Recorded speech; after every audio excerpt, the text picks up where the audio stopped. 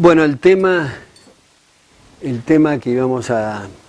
comentar hoy es sobre un artículo y un libro de George Soros. El libro es muy conocido, ha tenido gran difusión, La crisis del capitalismo global, está en varios idiomas, incluyendo el castellano. Y el artículo está solo en inglés, The Capitalist Threat, que es en el Atlantic Monthly que se publicó. Y se me ocurre que tal vez es interesante las siguientes consideraciones para hacer este resumen, ¿no? Que es de un artículo mío que fue publicado en Perfiles de México hace algún tiempo. Primero comentar sobre la falacia de generalización, que es algo muy común en el sentido de que hay un buen deportista, digamos, y por el hecho de ser un buen deportista se le pregunta sobre la paridad cambiaria y se le pregunta sobre cuestiones genéticas y se siente en la obligación de responder, y desde luego que como todos somos ignorantes, solo que en temas distintos, resulta un bochorno esto. Pero muchas veces en los medios se considera seriamente, porque hay un buen jugador de fútbol, tiene que saber de medicina y de economía. Acá pasa esto con George Soros. A juzgar por su patrimonio es un empresario exitoso, pero a juzgar por sus opiniones, por ejemplo en economía, ratifica esa opinión de Einstein, que todos somos ignorantes solo que en temas distintos. En un prólogo que me hizo Jean-François Revel a uno de mis libros, que se llama Las oligarquías reinantes, Revel se detiene a hacer críticas a George Soros sobre temas económicos en un tema específico que ahora voy a mencionar. Incluso en este mismo tema de la falacia de la generalización aparecen algunas paradojas extrañas, como que muchas veces, no siempre, un banquero exitoso no sabe qué es el dinero, o un director de marketing no sabe qué es el mercado. Y así ocurre con una serie de profesiones, y también con cosas que usamos, con aparatos, no sé, dictáfonos, ordenadores, o cuando viajamos en avión, en fin, no tenemos la menor idea de cómo funcionan estas cosas que estamos utilizando, que en realidad, como señala Thomas Sowell, eso es parte de la civilización y de la división del trabajo. Si tuviéramos que aprender qué significa y cómo opera cada una de las cosas que usamos, y en las cosas que nos basamos, y cómo funciona la electricidad, porque prendemos la luz, en fin, no podríamos desarrollar lo que pensamos son nuestras especialidades. En este artículo de Capitalist Threat en el Atlantic Monthly hay algunos puntos que vale la pena destacar. Es largo el artículo, así que en fin, son muchos los puntos, pero subrayo esto. Primero, él sostiene que vivimos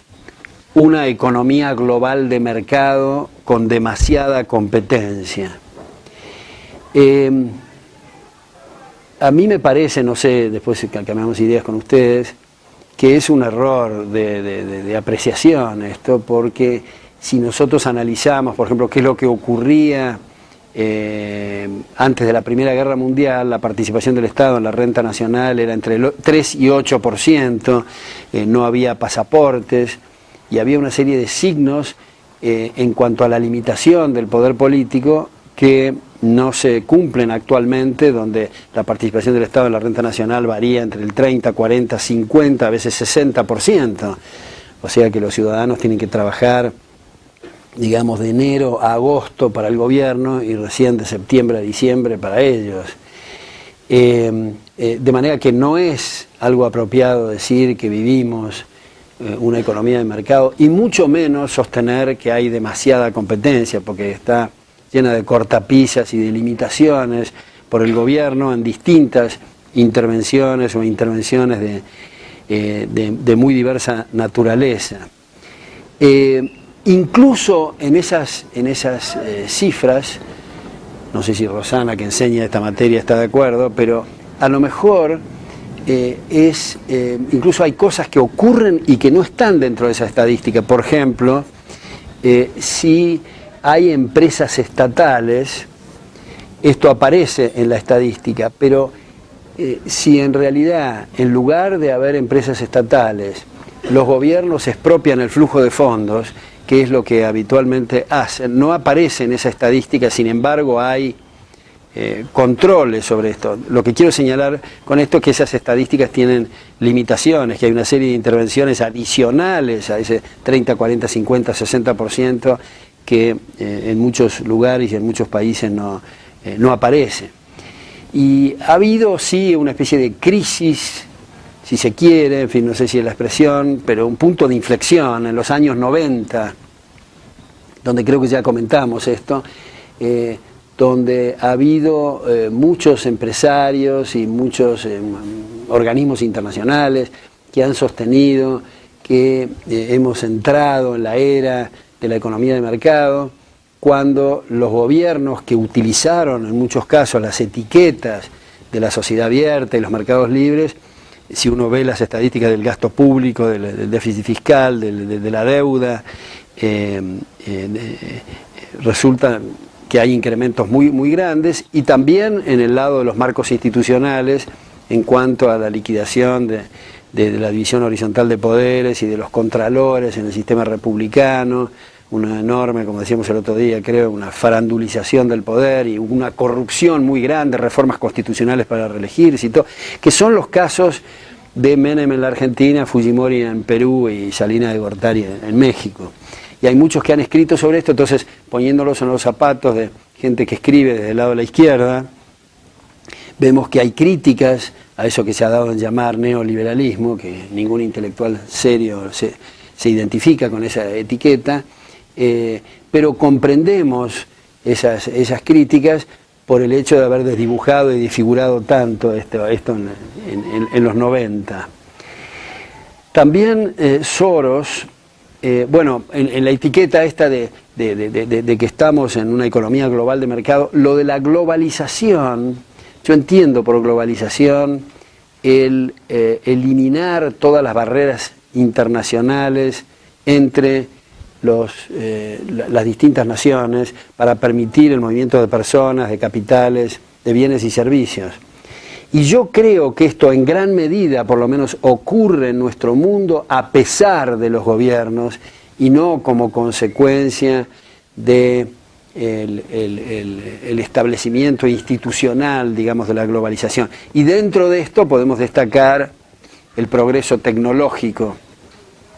que creo que ha hecho mucho para saltearse las barreras establecidas por los gobiernos. Otro punto que señala Soros, y creo que lo hemos comentado acá en algunos de estos almuerzos, es el darwinismo social. Él dice que hay un incremento notable del darwinismo social con este exceso de competencia. Creo que señalábamos acá, no me acuerdo si era acá o en otra parte, que es una extrapolación ilegítima el hablar de darwinismo social, puesto que Darwin se refería a la selección de especies y no de normas, como es en la evolución cultural por una parte, y por otra parte, en Darwin las especies ineptas descalifican o liquidan las más competentes y más aptas, quiero decir, liquidan a las menos competentes y más ineptas. Sin embargo, en el caso de los procesos de la sociedad abierta, los más fuertes transmiten fortaleza a los más débiles como una consecuencia no buscada y a veces no querida, debido a las tasas de capitalización y el consecuente aumento de salarios e ingresos en términos reales. Y también vale la pena, porque lo pone Soros como algo original que comenzó en Darwin, y en realidad Darwin tomó la idea de Mandeville, donde por primera vez, un siglo antes, Mandeville desarrolla el concepto de evolución cultural, donde subraya esto de la selección de normas y lo que estaba diciendo recién de las tasas de capitalización. Y consecuentemente, con sus premisas y con este análisis, Soros critica las desigualdades de ingresos y patrimonios y la necesidad de redistribuir ingresos. Y otra vez, yo creo que es importante señalar que lo relevante no es el bache, la brecha o la desigualdad de patrimonios, sino que todos puedan mejorar. Los grados de desigualdad, los deltas estos, van a estar definidos por cómo los consumidores quieren asignar sus escasos recursos, estableciendo la diferencia entre el rey del chocolate y el de las lapiceras o el de los cubiertos. Según ellos están asignando diferencias, y no son posiciones estas irrevocables. A través del cuadro de resultados se va reasignando en la medida que el empresario no da en la tecla, o se va reasignando en otra dirección en la medida que acierta con los gustos del consumidor. También Soros la arremete contra el laissez-faire. Yo siento especialmente esta cosa del laissez-faire porque mi casa en Buenos Aires, en San Isidro, se llama laissez-faire. Y mi casa en Colonia se llama Los Liberales, de manera que no hay forma de zafar ahí. Pero digamos, llevo una foto de Hayek ahí en casa con ese nombre que le gustó tanto, pero me parece que es importante recordar que, a diferencia de lo que señalan muchos sociólogos, incluso colegas economistas que ponen laissez-faire como sinónimo de estados caóticos, en realidad cuando se dice en los textos, o si no otro procedimiento es a la laissez-faire, quiere decir un escándalo y un desorden fenomenal, cuando en realidad, como todos ustedes saben, laissez-faire era un grito y un pedido de comerciantes que se dirigían al gobierno, que le pedían que los dejen hacer, que es la traducción del laissez-faire, actividades lícitas. Este es el sentido del laissez-faire. Yo creo que es una palabra que debería utilizarse más, es lo que queremos decir cuando estamos hablando de sociedad abierta, sistemas de laissez-faire, o sea que en esta instancia del proceso de evolución cultural, mientras pensemos que no hay ninguna otra cosa mejor que el monopolio de la fuerza, que habitualmente llamamos gobierno,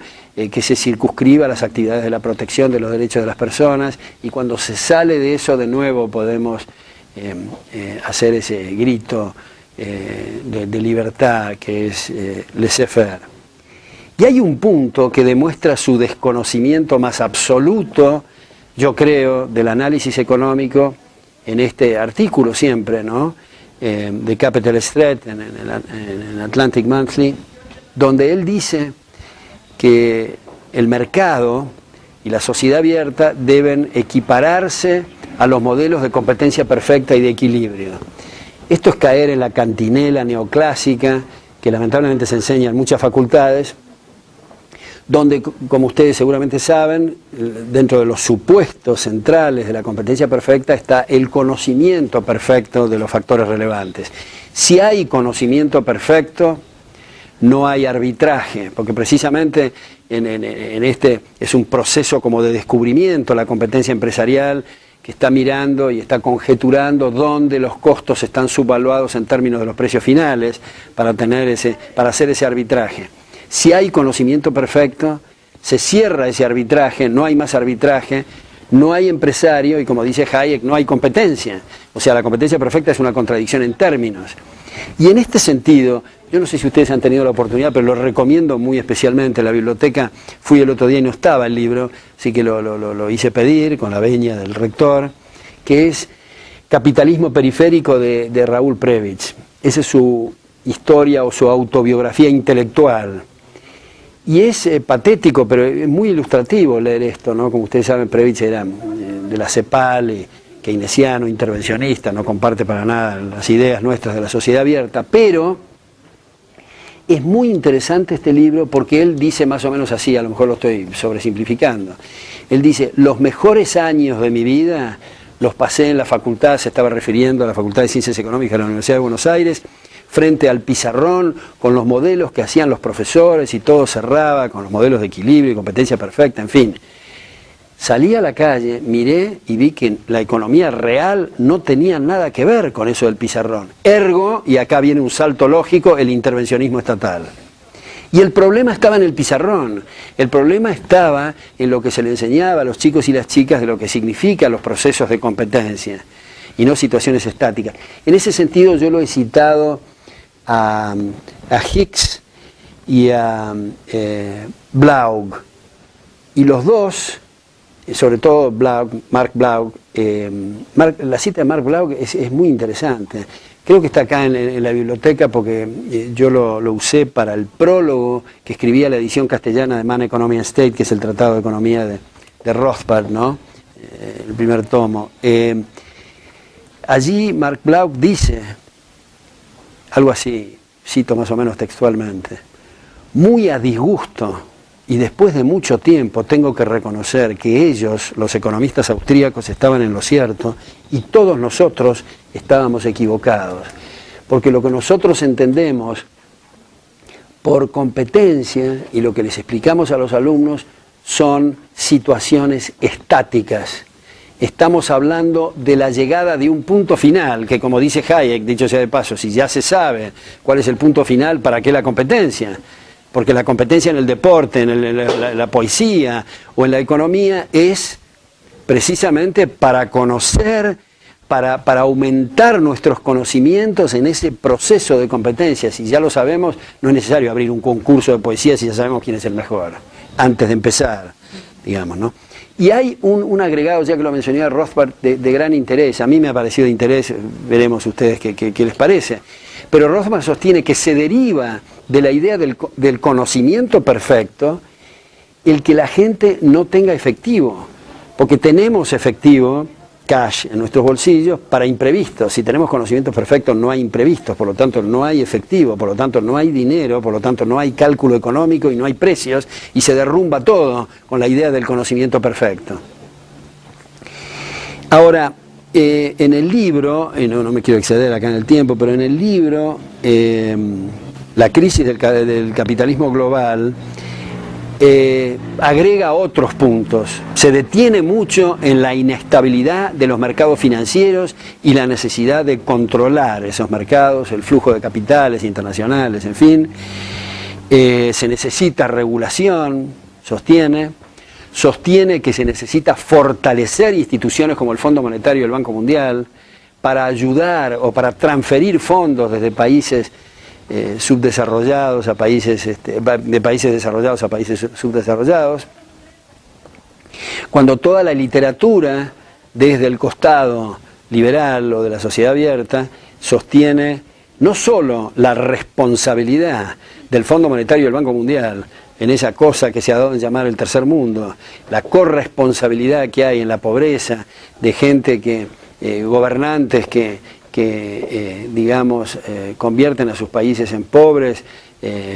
estableciendo empresas estatales, controles de precios, controles cambiarios, en fin, todo tipo de desatinos que hacen que se fuguen los mejores cerebros, que se fuguen los capitales y, oh sorpresa, llegan carradas de dólares del Fondo Monetario y del Banco Mundial, cosa que estimulan esas políticas y las mantienen en el tiempo. Entonces,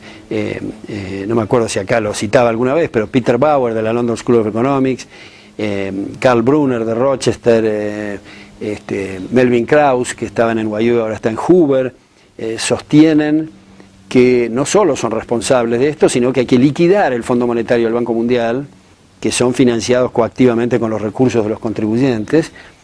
y que imaginémonos qué ocurriría si nosotros fuéramos estos gobernantes que estamos aplicando estas medidas y que se fugan los capitales y se fugan los mejores cerebros y nos cortan el crédito por completo. No tenemos ese apoyo financiero del Fondo Monetario y del Banco Mundial, ni siquiera de las instituciones que hacen de paraguas para que bancos privados que nunca nos hubieran prestado, nos presten porque tienen ese paraguas protector del Fondo Monetario y del Banco Mundial. Bueno, nos cortan el crédito. Tenemos dos posibilidades. O nos convertimos en un país civilizado y modificamos los marcos institucionales para atraer esos capitales que se fueron, esa gente que se fue, incluso créditos y préstamos sobre bases racionales, o seguimos siendo socialistas, tercermundistas, comunistas, en fin, intervencionistas, pero nos financiamos con recursos de La Habana, pero no de Washington. Es una cosa lamentable este espectáculo de lo que está ocurriendo y lamentablemente también George Soros lo apoya entusiastamente. Y aquí viene el punto de este prólogo a mi libro de Jean-François Revel. El punto que le hace de crítica a Soros es que Soros marca y apunta el caso de Rusia actual como un ejemplo del derrumbe del capitalismo. Y Jean-François Revel muestra la ex nomenclatura y las mafias que operan, digamos, en Rusia, que no tienen ninguna relación con los mercados abiertos. Y cualquier crisis tenemos que estar atentos porque van a decir que es la crisis del capitalismo, siguiendo la línea de Soros. Yo no me acuerdo el nombre de la persona, pero me fue a ver a Buenos Aires, un ruso de apellido impronunciable, muy inteligente, creo que se llamaba André de nombre, el apellido no lo puedo repetir, que me lo mandaba Vladimir Bukovsky. Vladimir Bukovsky es muy amigo de Solzhenitsyn y de Sájarov, en fin, y él sostenía que después de Yeltsin estuvieron a punto de tomar el gobierno, amigos de Vladimir Bukovsky, en fin, liberales, pero que llegó el Fondo Monetario y le dio carradas de dólares a estos ex nomenclatura que se quedaron finalmente con el poder. Y por último, para cerrar esto, George Soros cae en el lugar común de endosarle la responsabilidad al liberalismo o al capitalismo de la crisis del 30. Solo recuerdo que en los años 20 los acuerdos de Génova y Bruselas produjeron una reforma del orden monetario internacional que llamaron patrón oro cambio, lamentablemente ese nombre, porque no tenía nada de patrón oro, pero lo que allí se establecía con bancos centrales recientemente creados, que las reservas iban a estar constituidas en dólares y secundariamente en libras, y la libra se dejó al poco tiempo, y establecer una ratio entre el dólar y el oro, que primero fue de 17 dólares la onza, después fue 20, después 25, en fin, lo más conocido es 35 dólares la onza. Y eso hace aparecer como que es un recibo el dólar a cambio de una caja de conversión por el oro, pero no es así, no se permitía esa conversión, lo cual abrió las puertas para que Estados Unidos emitiera el papel verde desaprensivamente, que creó el boom de los años 20 y luego el crack de los años 30 que arrastró a todo el mundo, o buena parte del mundo, porque buena parte del mundo estaba en ese sistema, que dicho sea de paso, al ingresar dólares en sus reservas permitía emitir la moneda local, así que una danza inflacionaria general. Precisamente la crisis del 30 se produjo como consecuencia de la irresponsabilidad en materia fiscal y monetaria contra los consejos de autores destacados como Ludwig von Mises, he dicho.